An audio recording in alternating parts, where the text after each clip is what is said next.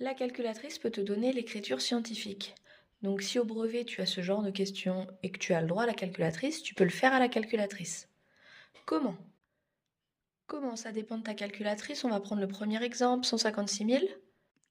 Donc si tu as une Casio là, les vertes, tu vas venir écrire le nombre 156 000, faire égal pour le faire apparaître en résultat, et une fois qu'il est là, tu vas venir utiliser la touche A fois 10 puissance n.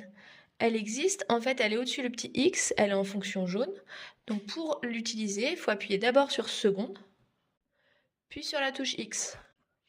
Et tu vois, on voit apparaître l'écriture scientifique 1,56 fois 10 puissance 5. Donc sur les vertes, seconde x.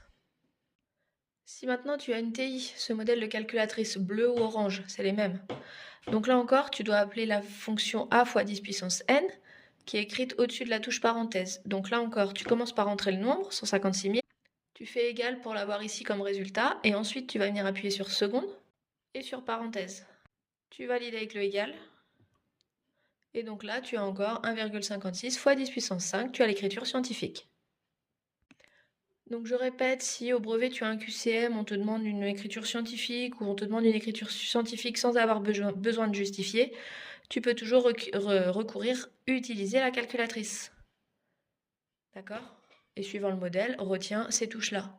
Seconde X pour les Casio ou seconde parenthèse égale pour les TI.